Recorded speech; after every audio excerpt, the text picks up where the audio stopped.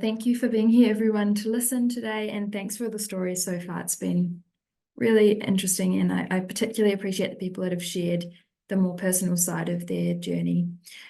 So I'll start by acknowledging I'm on the land of the Turrbal, so I'm in Meanjin, Brisbane, and I'm going to share my story today by talking about different parts of myself and how they sort of combine to make me the researcher that I am and the data scientist that I am.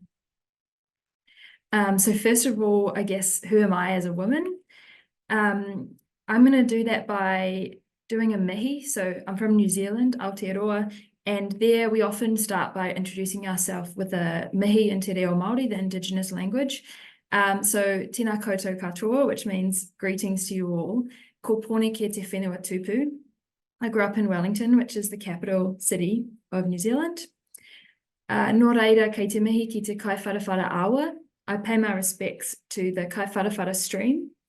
So I was lucky to live near this stream here, and I also used to walk every day across this boardwalk. And so I went to school next to a bush reserve, one of the only old growth forests in the city. So that was really special, and I was very lucky to have that experience of nature every day as I was walking to school.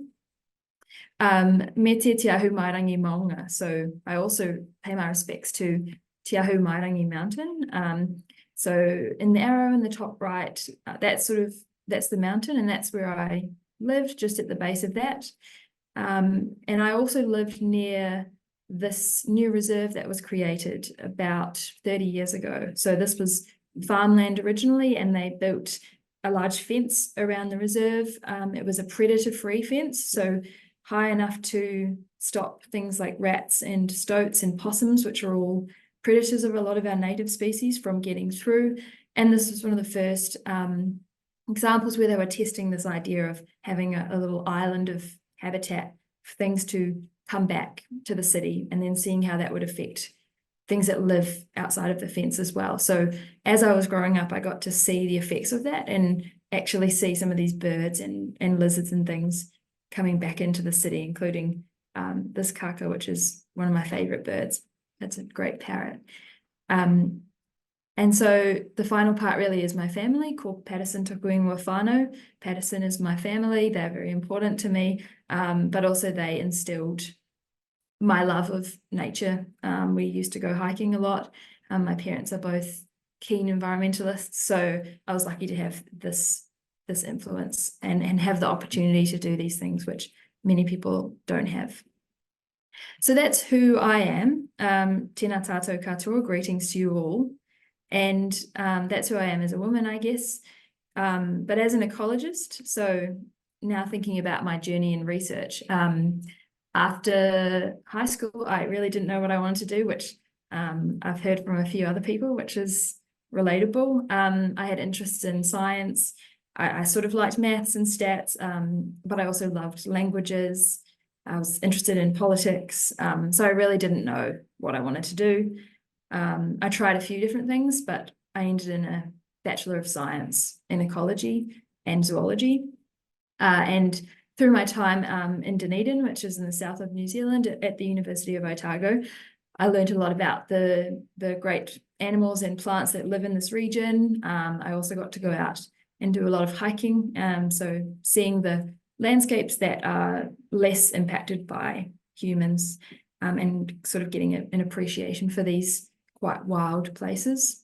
And then I did a master's of ecology again, and I studied possums, which you may recognise. They're from Australia, but they're actually a really big pest in New Zealand. They do things like cause dieback to trees, and they predate on a lot of birds. And I also studied hedgehogs, which are, again, unfortunately, a big problem in New Zealand. So I got into the side of conservation and ecology, where we're sort of thinking about how animals move, why they are where they are, and how we can control them. So after that, I didn't know what I wanted to do at that point still, but I decided I'd work at the Department of Conservation in New Zealand for a little bit, in the centre of the South Island of New Zealand. And here I worked on a landscape scale restoration project. And this was dry lands of the country, amazing mountains, rivers, very cool creatures that live there, a lot of threats, so things like farming, intensification, and of course the impacts of climate change. So I learned a lot more about field work and ecology, but I also did quite a lot of analyses, which I'll talk about in a minute. Yeah, so all those experiences taught me how to be an ecologist, why to care about these things, and all the threats that we are facing at the moment. But yeah, how did I also become a data scientist? So during school, I liked maths, I liked stats, but I didn't consider myself to be particularly good at that. When I did my undergrad in ecology, you learn statistics, but I realized very quickly that most ecology students were pretty scared of statistics. Not everyone, of course, but so I thought that was sort of a shame because although it was challenging and it was a different way of thinking, almost every ecological study ends with some sort of statistic or some sort of summary of what we've learned. And if you don't understand these tools, you're kind of not getting the most out of all the hours of fieldwork that you've done. So I made an effort to focus a bit more on modeling when I started my master's. So in particular, I was interested in learning GIS, R, and then a little bit of Python. And so when I was studying the possums, I was looking at analysis of mark recapture data, and then also agent-based modeling to look at how they moved and how they invaded spaces. And from that, I also did a little bit of work on the hedgehog project. And that's when I sort of started getting interested in that spatial statistical modeling and the ways we can do interesting things over space with our data. Now I'm at QUT. I'm part of the Centre for Data Science, and I'm also part of a project called Securing Antarctica's Environmental Future. So yeah, I made a shift to study Antarctica. And the reason for that was mostly that I just wanted to keep learning. I wanted to learn new statistical techniques. And Antarctica is a very interesting environment to work in because you've got this very vast landscape, a couple of times the size of Australia, but it's got very little data in terms of where species are, quite a lot of sort of emerging threats, and very interesting species that live there. So things like moss and lichen that we don't know that much about. So in my PhD, what I'm looking at is ways we can use the data that we have at the moment and do things like integrate across data types, do species distribution models, and do assessments of data quality, and the ways that we can then use that to help us understand more about these systems, but also potentially protect them better. So that's me, I guess. And I think the key challenge that I've had throughout my journey has actually been just reconciling these parts of myself. I think as a woman, I have a lot of skills in terms of making connections with people and having a lot of empathy and things like that, that sometimes it's hard to feel are valued in certain systems. But I'm really keen on encouraging appreciation of those parts of myself and other women. And then I think as a data scientist, I can struggle with the fact that I'm not just focusing solely on methods. I've got this interest in ecology as well. And sometimes it feels like as a data scientist, that has to be, you have to sort of know the latest methods and be able to do them really well. Whereas as an ecologist, you can also have the challenge of feeling like you're not in the field, you're not understanding your system.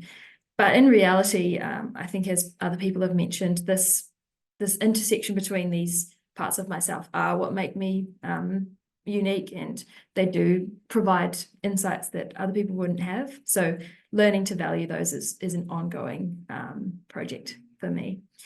And yeah, I'll just finish with why I'm doing this and a little bit of a call to action, I guess, so everyone knows about climate change. But I guess the reason I do this is because humanity is facing some of the greatest threats we've ever faced, and the biodiversity on this planet is as well. Biodiversity crisis and the crisis of climate change.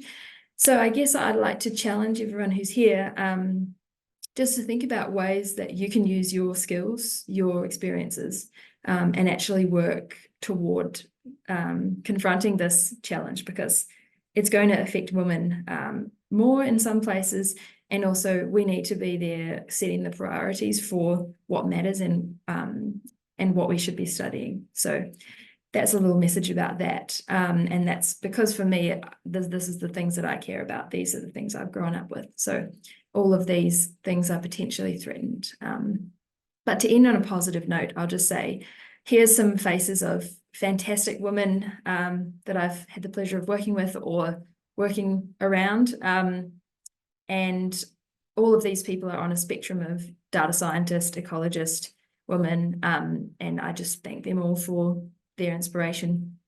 Thank you.